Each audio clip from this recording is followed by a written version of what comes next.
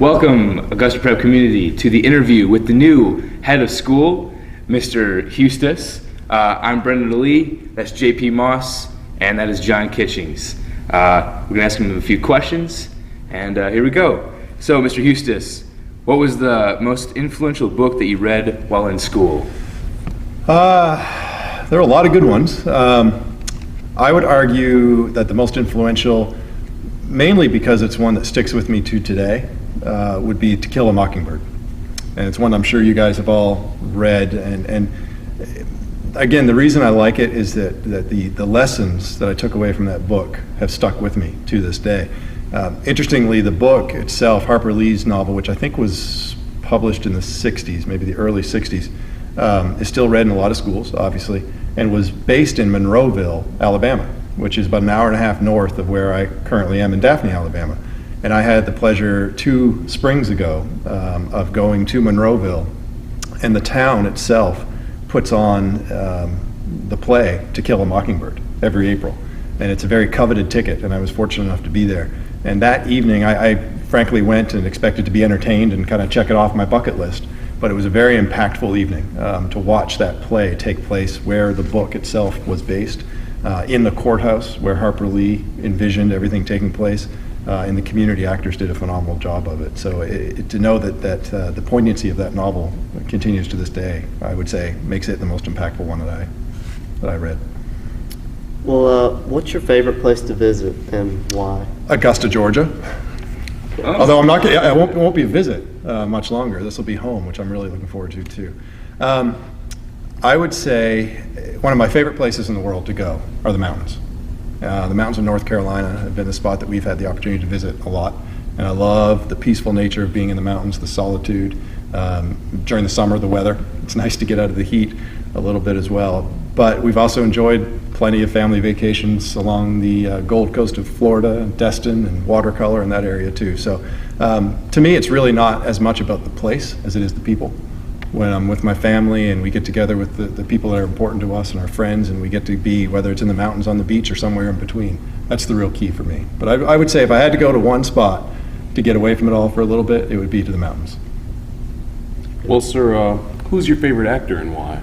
My favorite actor, there are so many. I don't think there's anything that Tom Hanks or Denzel Washington or Jodie Foster or lots of others have put out that I haven't enjoyed. But I think if I had to narrow it down to one, I would probably say Kevin Spacey. I'm not sure if you guys are familiar with Kevin Spacey. He's currently in a Netflix original series called House of Cards, yes, which is phenomenal. But you can trace his career back a couple of decades, and he's done some phenomenal work. So I'm a huge Kevin Spacey fan. All right. And what class was your favorite in high school? My favorite class? Well, naturally, I guess because I became a history major and taught history, all of my history classes were great. I really enjoyed physics as well. Learning a little bit about how the world works was interesting, but my history classes were pretty impactful. I'm a big believer that we have to have a good understanding of where we've come from and what has happened in our past to understand certainly our current day situations, and maybe more importantly to plan for the future. So I think my history teachers early on instilled that in me quite well enough to go on to a history degree at least. And I really enjoyed those history classes. When you were in high school, what job do you think you were going to be doing? Well, what job did I think I was going to be doing? You're assuming I put any thought into that whatsoever in high school. And I did. I kind of had 2 phases of high school, frankly, when it comes to thinking about my future. I was playing, early in my high school career, I was playing basketball at a pretty high level. And I had designs on, I was intelligent enough and realistic enough to know that I probably wasn't going to be in the NBA. I wasn't playing at that level. But I did have designs on potentially playing some professional basketball, maybe in Europe, and then leading into a coaching kind of administrative role there. And then unfortunately in high school I injured my back, I broke my back. So my playing days came to a no pun intended, but a crashing end. And what that meant was that I really fast forwarded into what I thought was going to be my career, which was kind of the coaching and athletic administration end of things. So I would say the short answer is in high school, I thought I'd be involved in athletics, whether it be coaching or administration on some level, which as I look back at my professional life now, that was really phase 1. So I was able to do that, and then I found independent schools and certainly found my calling there. So I would say athletics. if you were to have been drafted into an NBA team, who would it have been? Oh, at that point, it absolutely would have been the Celtics. I grew up a diehard Celtics fan and would have wanted nothing more than to have played on the parquet at the what is now the old Boston Garden. Would have been my dream at the time for sure. But now I would say my favorite team is the Oklahoma City Thunder. We spent some time. All right. Well, who are you going to put up against the Thunder? Oh, not to be a bandwagoner, but Not the Hawks. No, not the Hawks. Okay. The Cavaliers. Oh, okay. Because the King has come back, baby. He never left. He never left. He was always there. He was just in Miami. He was in Cleveland. Oh, you mean back in Cleveland? Mm-hmm. The best team though is the Detroit Pistons. Oh my heavens. Nope. But you do have some NBA experience. Dark horse in champion. some manner. I do. I was very fortunate and had the opportunity along the way to work with both the Heat and the Celtics, which was great in a couple different capacities. But I was certainly behind the scenes. I was not I was not out there on the court. But yeah, that was a lot of fun. That was my former life, as I refer to it. Okay, so what about you guys? If you each had, and I'll just start at this end and come around, if you each had the opportunity to be head of school, give me one thing that you would change about prep and one thing that you would absolutely make sure never changes. Well, I'd certainly never change.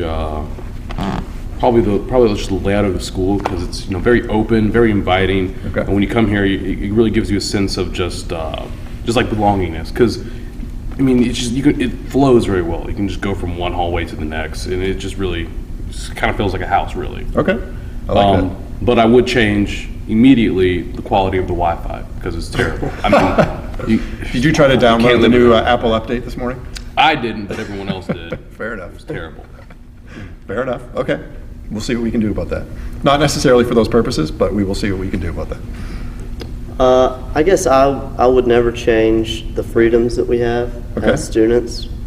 The atmosphere here is really nice because we're learning at the same time, but we're also not exactly pressured during the whole school day. Something I would change is the parking lot lighting, oddly enough, because it's not very conducive to dark skies. Okay. I'm kind of a light pollution guy, so that's what I would change. So make sure I'm real clear. More lighting or less lighting? I mean, the lighting's fine, it's just the direction of the lighting that Interesting. light escaping into the sky. Okay. Maybe like a more sustainable prep Okay. in that manner. All right. Some LED maybe. Yeah, LED would be nice too. Okay. Fair enough. Well, let's start with what I would change. Let's Okay. get the negatives out of the way. Okay. Recently, we just got a new football stadium. Right. I played football. Okay. But what I would do is I would just get an entire stadium. I'd build an entire stadium with a dome. And But we appreciate your gift. yep. To do Oh so. yeah. Yes. Yep. Okay. I like that. I asked. You answered. What I wouldn't change is how great the headmasters have consecutively have been. Okay. Yep. No pressure. Good. Good. Okay. That's a great answer. And that kind of is a perfect segue into my last question for you guys. And we'll reverse the order this time. Any advice for the new guy?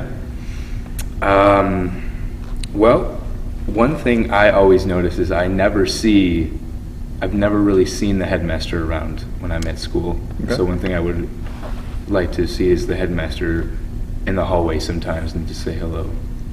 Shouldn't be a problem. That's definitely my nature. Somebody has to tie me to my chair to keep me in my office, but okay, good. I like that.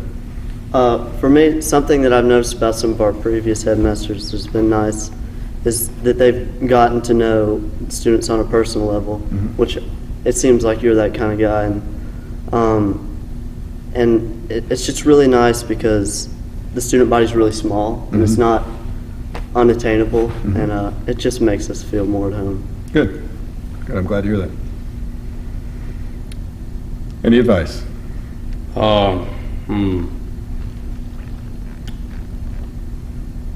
We never really have a headmaster that really took the initiative and had like a crazy hat day for all the faculty, you know? Crazy Like, hat just day. How awesome would it be if like the whole entire faculty just had ridiculous hats, I you know? absolutely agree with that. A crazy hat day.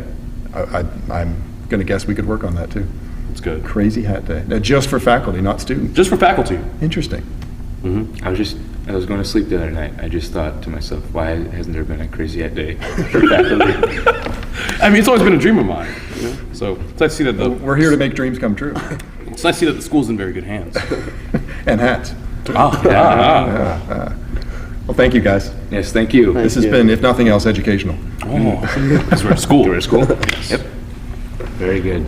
Well, thank you for joining us. My pleasure. My pleasure.